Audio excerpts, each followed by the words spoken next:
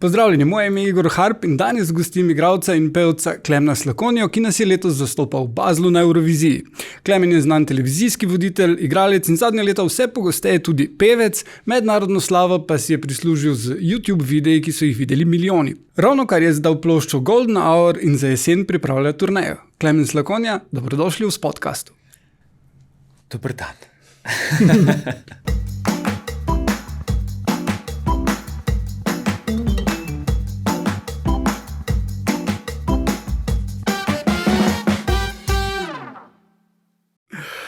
Okay, najprej čisto kruto, kakšen je bil občutek ob tistem močnem aplavzu na koncu nastopa na Euroviziji, ko se z Mojco poljubljata? Takrat je bilo vse videti tako obetajoče, nastop brez napake, sentimentalnost navita na 11, publika vzhičena, gromki aplavz, zdelo se je, da to res ne more biti bolje. Kak je bilo to? Zdaj so mi se začele nabirati.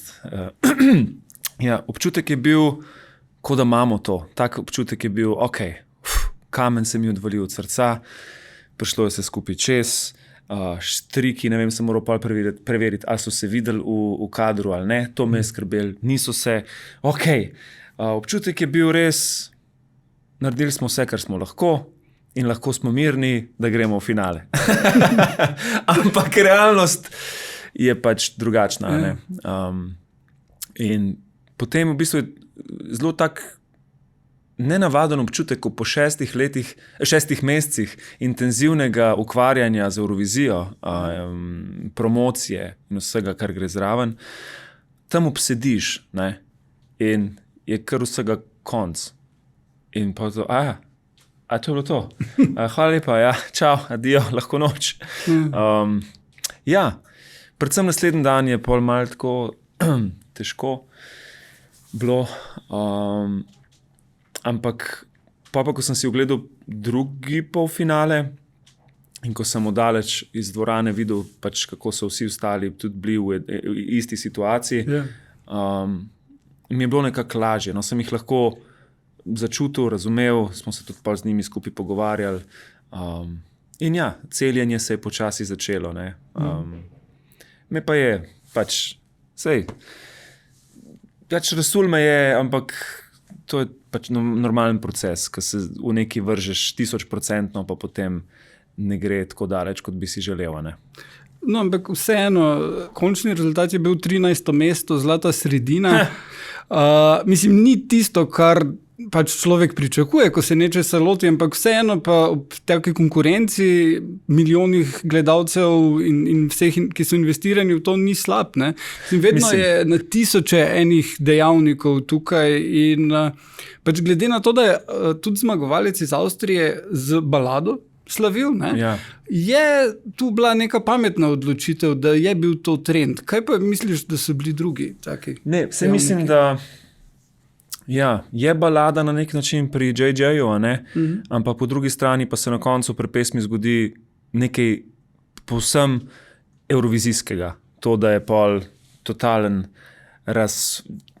na koncu, kar je zelo eurovizijski moment in načeloma moja pesem ni bila pisana za Eurovizijo. Bilo je pisano pač iskreno, tako kot sem čutil v momentu in niti nikoli nisem pomislil, da bi to šlo na Eurovizijo, dokler nisem pač dal predvajati parim ljudem, ki so mi blizu in sem videl njihove reakcije in sem mislil, mogoče se pa lahko pesem dotakne ljudi na drugačen način. In se jih je, definitivno se jih je, čeprav rezultat na koncu tega ne kaže. Mislim, koliko ljudi je prišlo do naju z Mojco in nam potem svoje zgodbe govorili in so bili hvaležni, da ta pesem sploh obstaja. Je to uspeh, ne? Ampak seveda pa si ti tam na tekmovanju in potem, če ne dosežeš dobrega rezultata, takoj enačiš s tem, da je to polom. Ampak tudi to, moje nekako prepričanje je bilo, da moraš ti biti visoko na stavnicah, da potem lahko te resno jemljajo. Sploh eno tako državo, kot je Slovenija, ki se čuti, da nisi glih enakovreden, vsaj s tistimi ta velikimi ne. Pač mi smo v nekem svojem bazenčku, ki plavamo še z ostalimi enako vrednimi državami in pač tu pa tam kdaj komu rata, da skoči ven iz tega bazenčka v kakšen večji. In jaz sem mislil, In sem se res trudil tudi s tem videom Eurovizijskih zmagovalcev, s produkcijo tega, da se opozori na Slovenijo. Aha, kaj se pa to dogaja v Sloveniji? Kaj so pa naredili? Olej, kaj pa oni delajo? In tako mislil sem, da bi na ta način lahko odprl ljudi s humorjem in jih povabil nekako v ta moj svet in potem jim plasiral močno zgodbo o ozdravitvi. Ne? Izkazalo se je, da to ljudi sploh ne briga. Mislim, tako, mogoče ne zaradi tega, mogoče prav zaradi tega, ker smo iz Slovenije, ne? Ker nismo neka močna evrovizijska blagovna znamka. In to me je šokiralo, da ni bilo tega neka viralnega momenta pri tem videu evrovizijskih zmagovalcev. No? In stavnice seveda potem nas niso uvrščale visoko. Jaz sem pa mislil, da bo to neke vrste booster za prav tja. Ampak po drugi strani je bila Belgija 5. na stavnicah, a ne? In na koncu v istem polfinalnem večeru končala na istem mestu kot mi, pravzaprav z istim izkupičkom točk, 23. V bistvu so bili pa še za nami, ker je za njih so ljudje glasovali 4 držav, za nas pa iz 8, tako da smo na koncu bili pred Belgijo, ki je bila 5. na stavnicah. Ta moja ideja o tem, da je treba biti visok na stavnicah, se je tudi izkazala za... Je pa res, da če si višje na stavnicah, dobiš toliko več pozornosti. Zato tudi večina teh velikih držav sami vplačujejo zneske noter v te stavnice, da so pozicionirani čim višje, da dobijo čim več prostora medijskega. Po drugi strani, kar se stavnic tiče, še nikoli ni bil izbran igralec za Bonda, ki je bil na vrhu stavnic. A je ni bil? Ne, nikoli. Tisti, ki je na vrhu stavnic, nikoli ne postane Bond. Po mojem je ponosen na to, ampak že ve, da... nimam šans. No way. Ampak kaj je bilo vprašanje, prosti? Kaj so bili drugi še dejavniki, ki so pomagali? Zdaj, balada vsekakor je nek trend, ki je letos... Ampak vidim, tudi to sem. Zdaj, bil sem v žrelu in veliko sem se naučil. Očitno je težko priti čez balado, če si ti v polfinalu. Tako da imajo pri baladah veliko prednost države, ki so že uvrščene v finale. Se pravi Francija, Italija, tudi Španija, če bi se šla balado, Nemčija, ne vem kako, mislim, ampak to so te baladne države, Francija in Italija.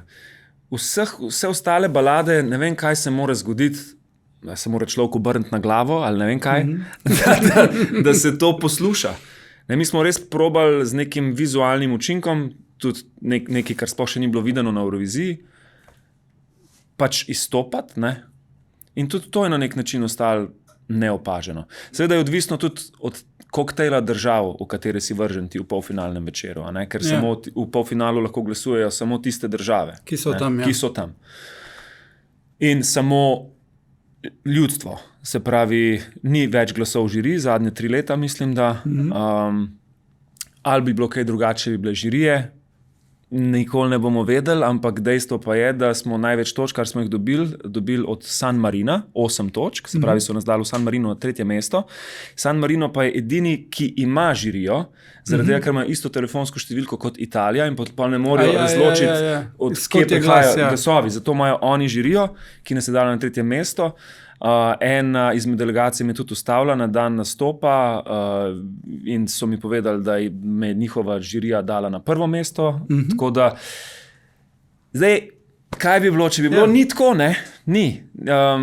Švicarka je bila recimo v finalu tudi z balado, uvrščena avtomatsko, ker je zmagal Nemo, ker so zmagali Nemo. Sem prav povedal? Mislim, da. Okay. To je v slovenščini ful težko. They won. Won. Nemo, they won, yes. In sva se prav pogovarjala po Euroviziji.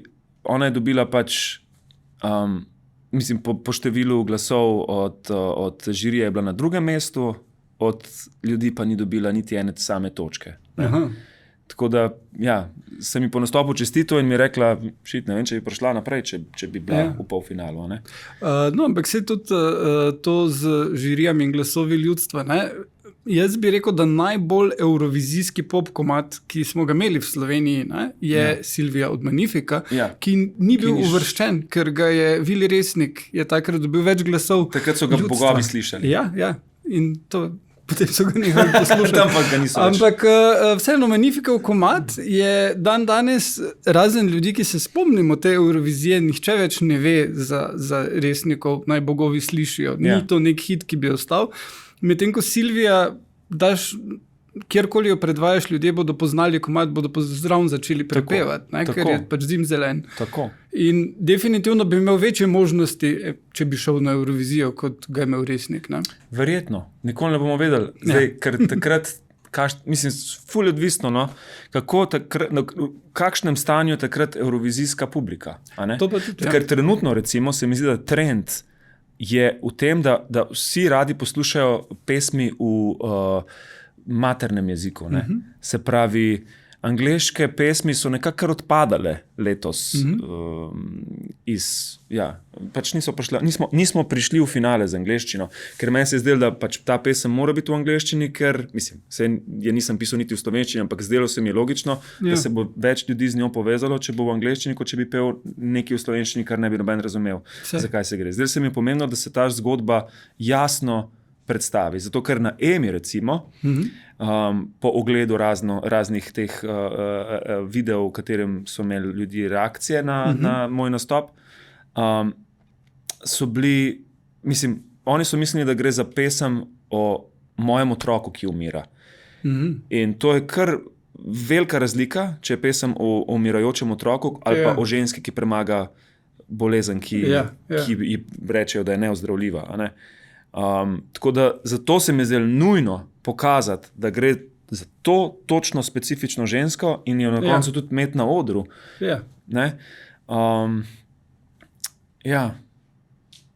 No in to smo naredili.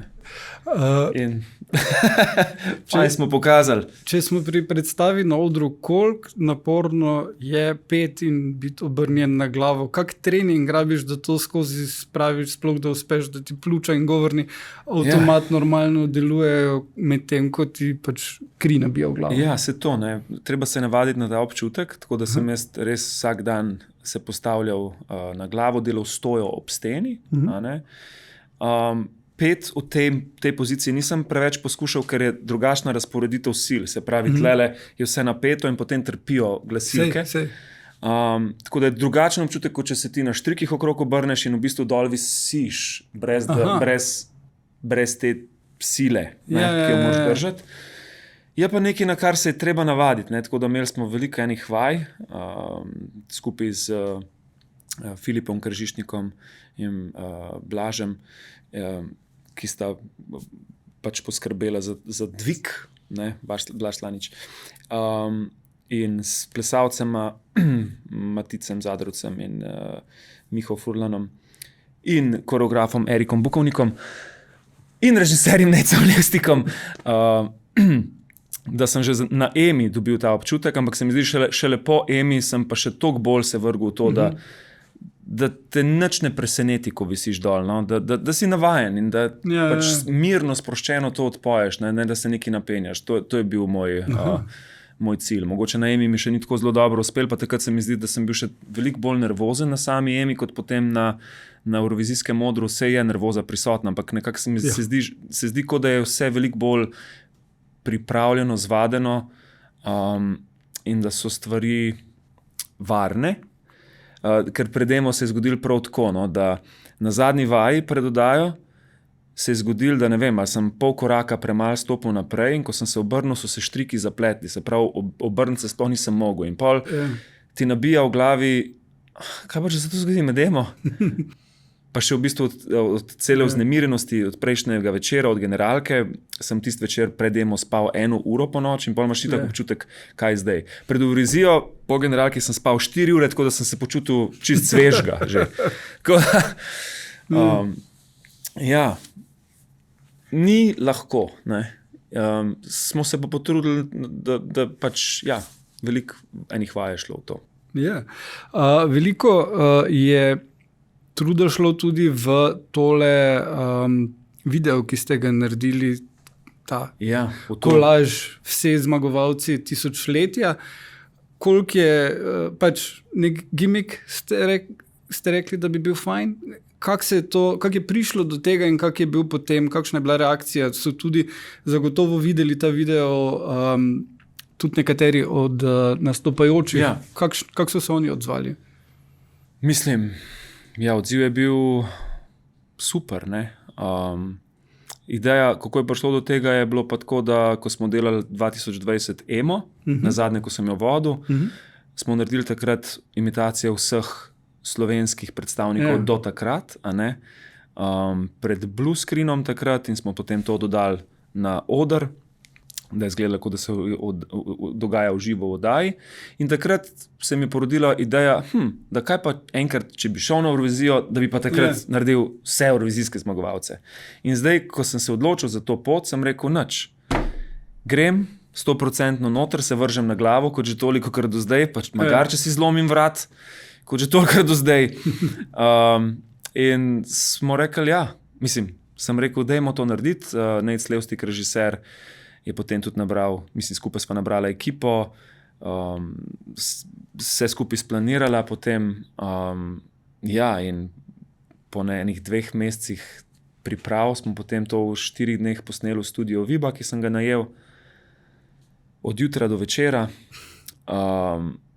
Zadnji dan mislim, da sem bil po koncu celo več kot 24 ur, 25 ur, da smo posneli do konca, ker pač budžet je res omejen, ampak to tako hitro leti denar, da pa vsi delajo praktično zastonj, ne. Ampak kljub temu so stroški pol taki, da kar glavo boli, ko pogledaš nazaj, in bi si želel, da potem je tudi nek odziv, da doseže video neko viralnost, ne. Ki pa se mi zdi, da je potem niti ni do take mere, kot sem si želel. Ne. Prišlo je zdaj, do 500,000 ogledov. Ni slabo. Ni slabo, ni pa to tako, da bi zaokrožili celo Evropo, čeprav smo imeli pa tudi ekipo, ki je pomagala to širiti po Evropi, ampak ni prišlo do tega momenta, da bi kot recimo pri Putinu, ne, video o Putinu je bil predvajan na EMI 2016 kot primer taktike pomoči od takrat je bil on ko se reče Times Person of the Year. Tako. Človek leta. In je ta zadeva v enem dnevu prišla do 1 milijona ogledov, ne, kar je drugače, kot če pride neki v 5 mesecih do 500,000 ogledov.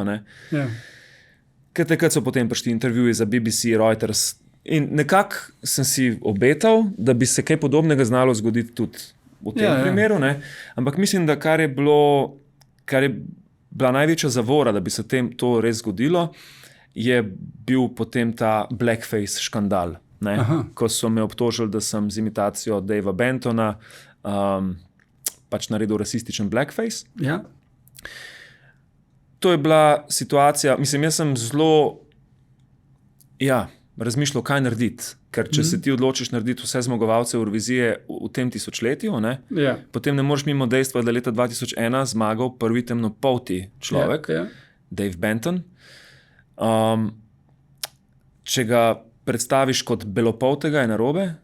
Če ga kot temnopoltega, je narobe. Če ga izbrišeš, je narobe. Če nastopiš samo kot njegov ta odrski sopartner, Tanel, je narobe.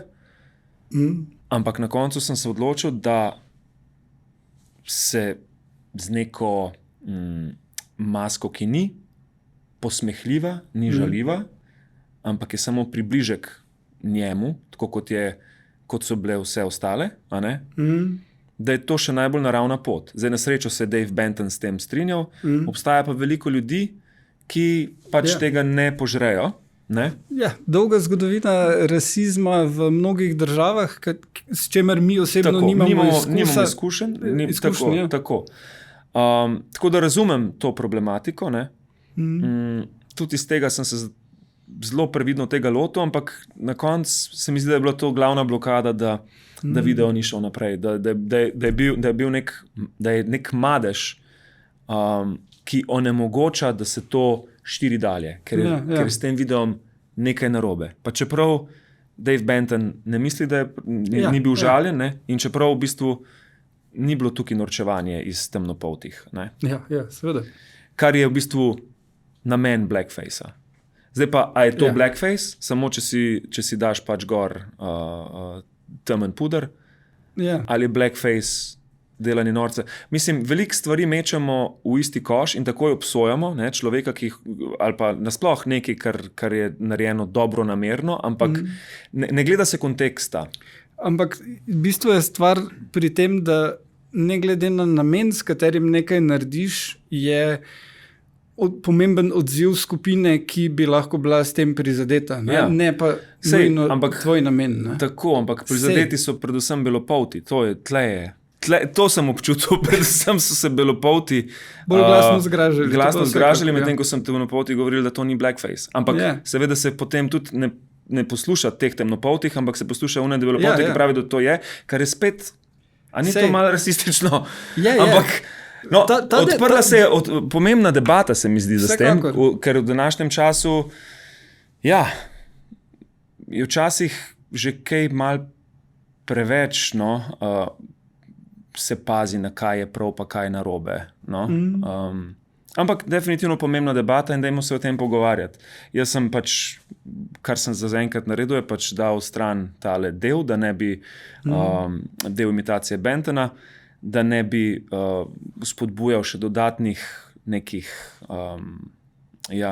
dvomov, kaj to je. Ampak po drugi strani pa nisem pomerjen, da sem to naredil. Se mi zdi to, da zdaj manjka Dave Benton v tem kolažu bolj rasistično kot to, da je noter. Kar je pa dobra plat te zgodbe, tega škandala, je, da sem stopil v kontakt z gospodom Bentonom, da sva se tudi dobila v Estoniji, da je sam predlagal, da bi zapel duet moje pesmi skupaj z mano in predvsem, da mi je dal pomemben nasvet.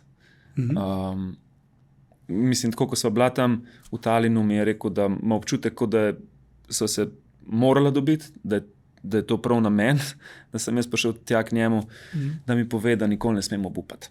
In ko je to rekel, se mi je lepo solzica vlila po ličku, zadev je že blico na glavico, ker v tej zgodbi eurovizijski je bilo kar par momentov, ko sem se vprašal, zakaj sploh to delam, v čemu je smisel vsega tega.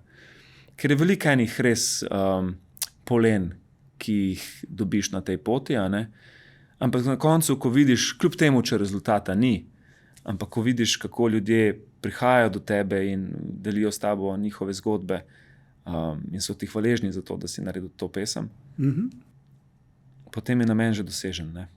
Čeprav moram sam pri sebi še predelati, da rezultat ni pomemben. Vrnijo se malo nazaj. Kak je pa težko je. Večkrat med vodenjem Eme je bila ideja od zadaj, ali bi se jaz boljš odrezal tukaj in kako je potem bilo dejansko stopiti na oder Eme in gledati tam od zadaj Raven biti, torej v obrnjeni vlogi. Pa se ni bilo, v bistvu, ko sem vodil Emo, ni bilo v smislu, jaz bi se pa boljš odrezal, ampak jaz kot voditelj take vdaje sem nekako čutil, da pač moram to početi zraven. Pač glasbena vdaja je, pa jaz tudi pojem rad, pa zakaj ne bi še kaj zapel. In v bistvu se je izkazalo, da pravzaprav je Ema bila vedno zame nek tak, ne vem, največji ventil. Nekako sem se najbolj sproščenega, najboljš kot voditelj počutil, ko sem vodil Emo. Ne vem zakaj, ne vem kako, ampak tako je bilo. In zdaj, ko sem stopil na drugo stran, je bil občutek zelo čuden. Tako, ko sem bil jaz voditelj, sem imel občutek, kot da držim nekako ogrodje celotne vdaje v svojih rokah, in da tudi, če gre kaj narobe, da že nekako bo, ker Ema 2011, ne vem, če ste jo gledali, se je začela zelo narobe. Ne vem, če se spomnite, ampak ljudje mislili, da je to zrežirano, ampak dejansko mi smo pripravljali vodno točko skupaj z maestrom, oni so plesali, jaz sem nekaj pel. In takrat so bili še časi, ko ni bilo in-ear monitoringa, tako da je bilo vse na zvočnikih na odru, in moral bi začeti peti v vodno točko, ampak ko sem jaz prišel na oder, režiser je dal napotek publiki, naj glasno zaploskajo, vsi so glasno ploskali, so se drli, sklikali. In ko sem jaz slišal Matrico, je bila moja iztočnica že zdavnaj mimo, ne? Aha. In sem prosil režijo, če gremo lahko prosim še enkrat. Tako se je začela Ema. Včeraj gremo lahko prosim še enkrat. Ne moramo. In pol v bistvu dejansko so mi rekli, da ne morajo, ker je vezana na uvodno špico, pa ne morajo dati še enkrat z uvodno špico, pa kaj ima veze? In pol sem šel odzadaj, maestro so sami odplesali brez mene, da sem tam odzadaj izdavil iz sebe največji krik v svojem življenju, na srečo so me že takrat izključili, ker imaš res občutek, da toliko smo vložili spet, enega truda, energije, časa in pol gre že na začetku vse narobe, ne? Ampak pa sem se nekako moral zbrati, tam je bila Tina Marinšek, ko so bili Tabujevci, so prvi nastopali in se sam spomnim njene zaprepadene face, ki me je gledala, ker sem se zandaril od zadaj. Ampak moral sem se zbrati, iti na oder in odvoditi celo oddajo. Pa sem začel peti brez glasbene podlage, še Severina je bila gostja, pa Darja Švajgar in Mojca Mavec so bili tam žirija. In pol sem imel celo oddajo občutek, kot da je to polom. Ko vse ostalo, mislim, sem naredil, ampak se mi je zdelo, vse gre narobe. Tako da na koncu sem bil totalno presenečen, ko so vsi prišli do mene, pa čestitali, pa jim začeli primerjati z Jurijem Zrnecom, kar je še nekaj, kar je bilo meni, meni bil velik idol, ko sem odraščal. Kasneje sem na srečo se tudi spoznala v drami in imela sosednje garderobe in ga imam še danes zelo, zelo rad. Tudi zelo je bil podporen na moji televizijski poti in mi dal veliko nasvetov, ko je videl, da grem tudi jaz po podobni poti proti izgorelosti. Tako da zdaj sem pa stal na drugi strani, kot tekmovalec. In kar naenkrat stvari niso bile več v mojih rokah. Znašel sem se v tem, bi rekel, blatu na nek način. Pa ne bi rekel blatu, ki bi prihajalo iz javnosti, ampak se mi zdi, da je tudi tako med tekmovalci določenimi, ne zdaj vsemi, ampak dovolj je, da je en tak, dva mogoče, ki te začneta obmetavati z blatom oziroma ti metati puščice v hrbet in širiti neke laži. In pol se skušaš od vsega tega distancirati in pol zgledaš, kot da si itak še bolj vzvišen in se daješ nad ostale. Hočeš se pa sam distancirati in sam oddelati svoje. Tako da je zelo taka čudna mešanca občuti, ko si na tej drugi strani. Sem bil po zmagi na Emi, sem bil čisti spraznen, tako pravno. Sploh nisem vedel, kaj bi sabo. Nisem se mogel niti veseliti, skoro bilo, sem da je konc. Ampak naslednji teden smo pošli že v Švico snemati razglednico za Eurovizijo.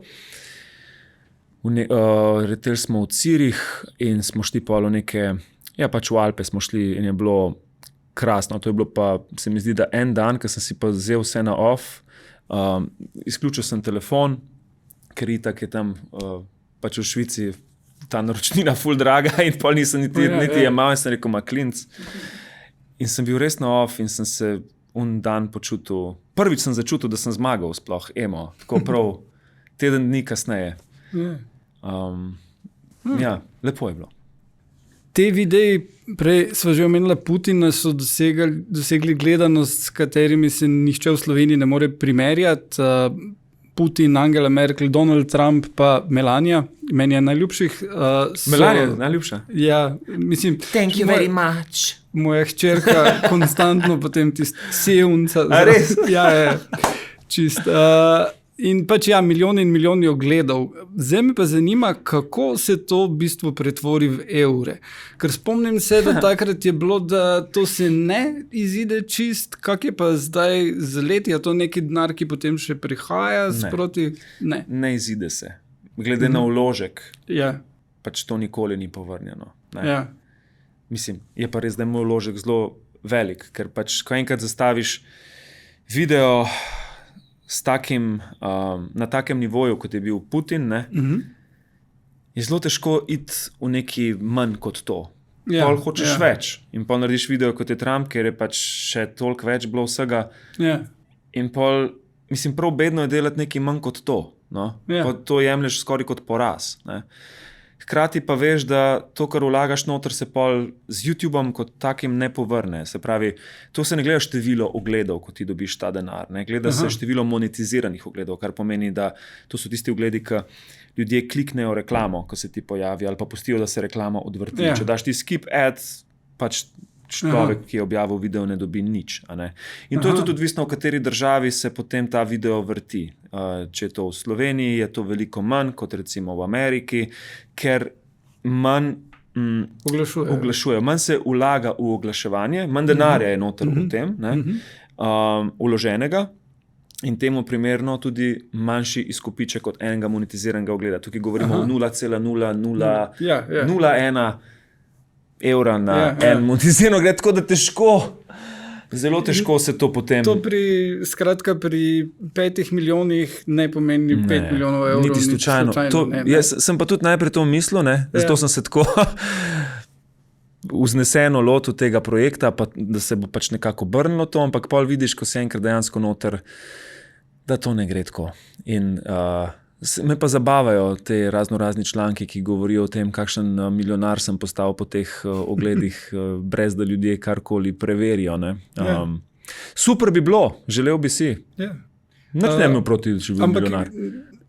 Mislim, še vedno so gledani. Še vedno so, ja. Ja, potem pa neki denarja še vedno nakaplja, ali je potem ta monetizacija upade? Neki nakaplja, ampak to je... Ne. Sladoled bolj. Ja, lahko ti častim sladoled. Mogoče pa še fantoma za kamerami tlele, pa gremo skupaj.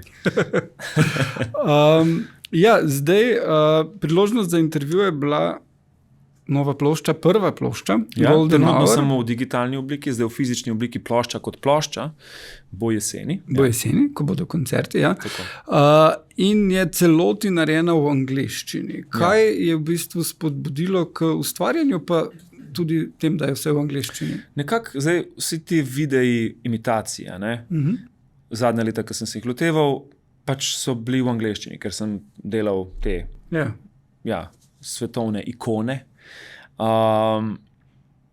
Nekako, ne vem, ti pride v kri, da potem delaš v angleščini, ker se tudi baza sledilcev, tujih sledilcev potem širi, na YouTubeu sploh. Sem pa pred 3 leti se vpisal v spletno akademijo pisanja pesmi. Mojca en dan prišla do mene in je rekla, na telefonu mi je vrgel neki songwriting, kickstart your songwriting, vse sam 5 funtov, mogoče pa probaš, mogoče ti bo pa fajn. In mojčina intuicija se je že velikokrat izkazala za nekaj, kar je da je zelo vredno spoštovati, ker parkrat nisem namenoma in me je zelo udaril po denarnici in se naučil, mogoče pa le posluši. Pa 5 funtov res ni bilo veliko, pa sem rekel, pa pogledam. In me je zelo potegnilo noter, ta spletna akademija ima sedež v Londonu. In potem sem začel kupovati nadaljevalne programe, ker naenkrat je to malo več zraslo kot na 5 funtov. In sem kupil pač to letno članarino, kjer si pravzaprav enkrat na mesec imel možnost, enkrat na mesec dva videoklica s svetovno priznanimi glasbenimi avtorji. Ena izmed njih je recimo tudi ženska, ki je napisala Genie in a Bottle of Christina Aguilere, ali pa en od Dido Here With Me. Tako, zelo tak pester nabor. Ti jim potem v teh videoklicih predstaviš svoje pesmi, seveda tudi zaradi tega pol pišeš v angleščini, ker da sploh razumejo. Oni ti dajo feedback, nekako iščeš svoj stil, ampak največji preblisk se mi zdi naredil leta 2023, ko sem šel pa na enotedenski tabor pisanja pesmi v Malago, še z ostalimi študenti v okviru te spletne akademije, kjer so nas dali pravzaprav vsak dan v različne naključne skupine z ostalimi študenti, po 2-3, in smo morali do večera narediti pesem in jo predstaviti pred ostalimi študenti in mentorji. In potem smo poslušali pač analizo od mentorjev, kaj je v redu, kaj ni v redu, od vsakega komada posebej in od vseh ostalih in od svojih. In tle se mi zdi, da sem se pa res največ naučil. Sploh to, ker ker si prisiljen v to, da z ljudmi, ki jih praktično ne poznaš, v enem dnevu narediš komad. Jaz sem bil prepričan v preteklosti, da to ni mogoče, ampak tle sem pa videl na lastne oči, da je. In mislim, dobro, 3 pesmi iz tega retreata, iz tega tabora so tudi na albumu Golden Hour, ne? Zlata ura. V bistvu, če bi dali to, če bi bilo v slovenščini, bi bil naslov Miklavž piškote peče. Tudi zato je mogoče v angleščini. In potem nekako tudi delal sem z eno tole mentorico, Shelley McCurlin, ker smo imeli pa en dan speed writing, pravzaprav hitrostno pisanje pesmi, in je pesem nastala, ne vem, v 3 urah. In to je edina pesem, ki je točno taka od besede do besede, kot je bila na tem taboru, je gor tudi na albumu. Se pravi, v 3 urah. Nekaj, kar se mi je prej zdelo nemogoče. In nemogoče se mi je zdelo tudi ustvarjati z drugimi ljudmi. Vedno sem mislil, da moram biti pač zaprt v svojo jamo in tam pač razmišljati in si izmišljati rime, melodije, ampak ne, videl sem, kako se v bistvu ful lažje odprem, če je še kdo drug v sobi. Sploh pa, če je kdo, ki mi je blizu. Ne. Potem, po tej izkušnji sem se potem dobil tudi s Freekind puncama in sta tudi nastala v 2 srečanjih, ki smo jih imeli, sta nastali 2 pesmi, ki sta tudi na albumu Out of My Cage in Lucky Charm. Tako da je bil tak proces in na koncu je ta mentorica Shelley enkrat rekla, lej, Klemen, koliko imaš? 10 pesmi, pa imaš jih, zdaj jih imaš, nared album, zber producenta in to je to. In potem sem zbral producenta, ki se je tudi po spletu okoliščin izkazal, da je tudi ona mi ga predlagala, pravzaprav Ryan Small, partner Maje Slatinšek, če se spomnite še vedno, ona je šla študirati v London pred leti, ne vem koliko je že, 15 let nazaj, veliko let nazaj sem takrat pel na njenem poslovilnem koncertu in zdaj so se po tolikih letih, ko sem bil v Londonu tam srečala in skupaj z njenim partnerjem Ryanom smo tudi začeli delati ene pesmi in ko smo naredili pesem Golden Hour in ko sem slišal demo posnetek, se mi je zazdel, da pa Ryan nekaj kot producent ima, nekaj in našel sem, mislim, zdel se mi je, da je ujel ta nek zvok, moj zvok, ki si ga želim za album. Ne. Tako da sem se odločil, da grem v London in to posnamem. Kako pa se obnesejo plošče danes? Zdaj pač, eno je, ko se predvajajo po Spotifyju in Apple Music, to je najbrž podobno kot finančno, kot pač YouTube. Kako pa je potem s koncerti? To, mislim, je smisel delanja plošče zato, da imaš potem turnejo za večino glasbenikov danes? Po mojem, da Jaz mislim, da tudi to je bil nek namen, da po tej eurovizijski zgodbi imam nek nov material, s katerim lahko nastopam. Jaz sem se ful veselil, da bom končno lahko te pesmi izvajal v živo in tudi sem jih za svoj rojstni dan, 3. junija, svoj 40. rojstni dan, ko je bil tudi izid albuma. Smo naredili sicer zaprt dogodek za novinarje in prijatelje, kjer smo prvič z novim bandom 5 pesmi iz albuma odigrali v živo in po dolgem času sem se, kakorkoli se to res zdaj sliši, ampak počutil sem se izpolnjenega na nek način. Ko ti tam na Euroviziji, na teh zabavah predeurovizijskih poješ komad na matrico, ne, je malo drugačen občutek, kot če imaš za sabo band, ki te podpira energetsko in veselim se vseh koncertov, ki prihajajo, no, zelo. Kaj pa še drugega lahko pričakujemo, poleg teh pesmi zdaj na temu koncertu, ki si ga omenil, prvem obizidu albuma, smo imeli tudi ta miks eurovizijskih priložnost slišati. Si bil tam? Ja. A smo se videla sploh? Ja. Čakaj, to so pa letale, sorry. No, kaj bo še? Malo sem že star. Tle bo, se pravi, zdaj bo večji koncert v Odiseji 17. oktobra, a ne? To bi rekli, da je največji koncert, če vemo, kje sploh je Odiseja, ljudje sploh vejo. To je novi Kolosej. In tam bo nekako, se mi zdi, da bom prikazal svojo pot od imitacij do prvega albuma. Da naredimo ta celoten krog. Hvala, da si prišel na koncert. Ja, super je bilo. Kaj so pa taki neki osnovni motivi, ki so spodbudili posamezne pesmi? Zdaj govora je bilo o tem, da na delavnicah pa da je ful hitro nastalo, ampak zagotovo pač, kot si prej omenil, pesmi prihajajo od neki noter, vseeno je ta del tega, da se zapreš svojo jamo in rime, sestaviš in neka čustva, spraviš besede. Kaj so bile za posamezne pesmi? Te zanima za vsako pesem posamezno? Ne za vsako, ampak ne dve. Za ene dve. Definitivno ena pesem, na kateri sem delal celo leto tega spletnega šolanja, je bila Dreaming of America, ki je pravzaprav zgodba o moji babici, ki se je v vojnem času zaljubila in svojo ljubeznijo hotela skupaj pobegati v Ameriko, v mir, v obljubljeno deželo. Njemu je uspelo pobegati, ona pa je ostala, oziroma so jo prijeli in jo strpali v zapor, kjer je bila zaprta, mislim, da 3 leta, in njega ni nikoli več videla. To je bila neka taka zgodba, ki se mi je zdela, da je zelo močna in mi je bil izziv to spraviti v formo 3-minutne pesmi. Ker, mislim, je pa še eno dejstvo, ki je zanimivo po tej zgodbi, da ona je celo življenje, pravzaprav tudi nam vnukom, čeprav je imela potem svojega moža, govorila o tej ameriški ljubezni in krepenela še vedno po njej. In ko je ona umrla dosti let potem, sem jaz enkrat v Google ime od tega človeka in našel nek članek, v katerem je pisal pravzaprav, da je bil v času vojne nek oficir ali nekaj tasga, in da je dal pobit ogromno ljudi.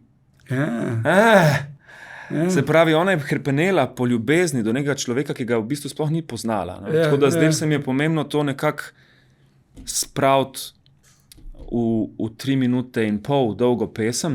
To je zelo kompleksna stvar. To je za 300 strani romana. Ne vem, če pride do izraza, ampak se mi zdi, da sem ujel nek duh te zgodbe, hrepenenja po nečem, kar po iluziji pravzaprav.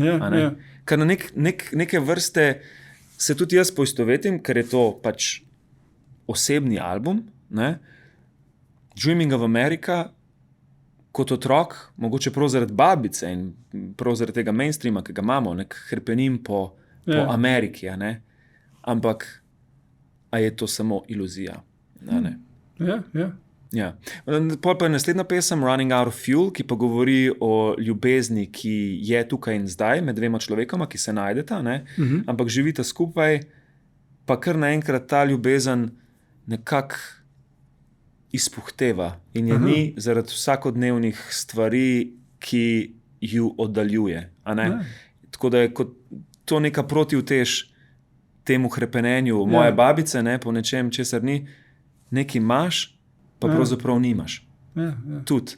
Tako da ukvarjamo se z dosti nekimi takimi temami, se mi zdi. Dobro, vemo, How Much Time Do We Have Left je zgodba o Mojci, ampak meni je zelo, recimo po Euroviziji, tisti dan me je nekako dvignilo, zunaj sta že bili pesmi The Northern Lights in Out of My Cage in ko sem si zavrtel ta The Northern Lights, sem se pravzaprav spomnil, da večkrat v življenju pride do takih situacij, da zapadeš v neko temo, in da vsakič sem našel neko pot ven iz nje, in tudi tokrat jo bom. In moram reči, da po enem mesecu je že veliko lažje, kot je bilo. Še celo tako, da so se začeli rojevati že neke nove ideje za Eurovizijo, moj bog. Pa sem rekel, nikoli več. Ampak en mesec kasneje že spet dela, ne vem. Bom rajš tiho. Torej, kariero si začel kot igralec in to pred kamerami tudi. In med drugim si imel eno glavnih vlog v enem meni najljubših in najbolj spregledanih slovenskih filmov, Osebni prtljagi. Zdaj, film je imel, po mojem mnenju, pa sem filmski kritik, tako da imam neko mnenje. Ful potencijala za uspešnico, zelo dobra zgodba je. In potem se je režiser Janez Lapajne odločil, da ga želi prikazovati samo v kinoteki, enkrat na teden in nihče ga ni videl nikoli.